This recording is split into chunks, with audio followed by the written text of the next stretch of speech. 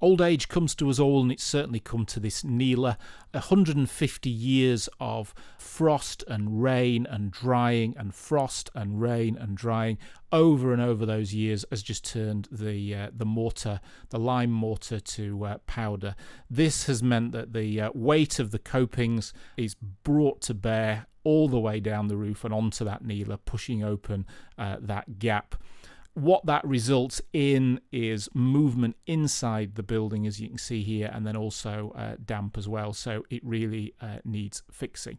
Now, what you should probably do here is, considering the age of these tiles as well, and the old slate tiles, is replace the whole roof, reset the copings, and also take off a few courses of brick in line with the roof profile and just bed everything in new. However, what we're going to do here is a trick to get a few years extra out of this roof. It isn't about repointing the whole of the gable, and I'm going to leave as much of the old kind of ribbon pointing as I can in place. This really is just about solving this damp problem. So the first thing I've done is just stabilized the kneeler here and put in some stainless steel bar that's resin anchored in to the adjacent courses to help pull things together, or at least hold things together. And I've also put 2 stainless steel pins in, resin into the kneeler through the coping as well, just to fix everything in place. Now, the mortar mix I'm using in here is a 4-to-1 sand and cement.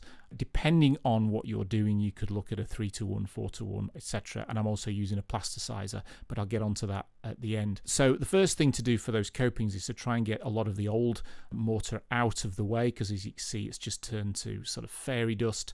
So get that out of the way, and then try and get down to as bare a brick and stone as we can, so we know that the keying is as good as possible.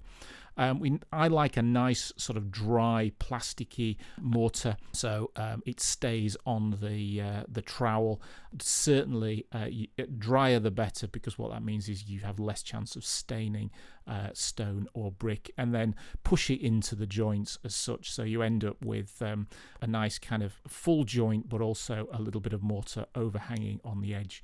I'm now going to use these sort of bucket handle tools, and when the mortar is sufficiently dry, there it isn't, as you can see, it's sticking a little bit, but over here you can see it just peels away nicely from the brick without leaving any kind of cement smear at all. Now it's just hard labor and just pushing that tool into the joints to scrape away all the excess. Just work your way through, ideally doing the vertical before the horizontal, but there's no set rule to it.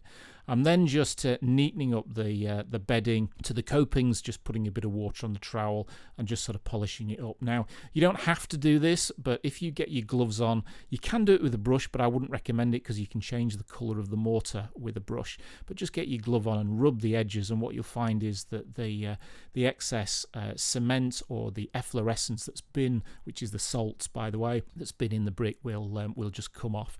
And if you've got any holes, just fill those in with your hand, and and just rub it in with your finger, and it'll be neat enough. Ideally, you want to be 24 or 36 hours ahead of rain before you point. I didn't have that luck considering the time of the year.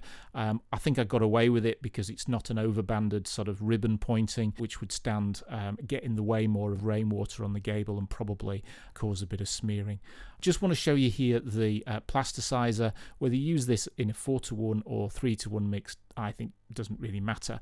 But what plasticizer does is a really good job of making the mortar much easier to work with and push into the joints. It also requires less water, so it's ideal for colder times of the year as well. Here's just a rundown of the basic tools that you need. This is just a cheap kind of float that I used to push it in, and here's the little trowel. You can use a plasterer's small tool as well if you want. Here's just a general little flat-ended trowel, which is brilliant for all sorts of things, and a sort of bucket trowel or a flat-ended trowel as well for mixing the sand and cement. And then last but no means least, the sort of tools for creating that bucket handle finish.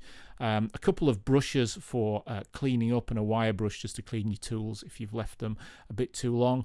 And then a stiff bristle brush.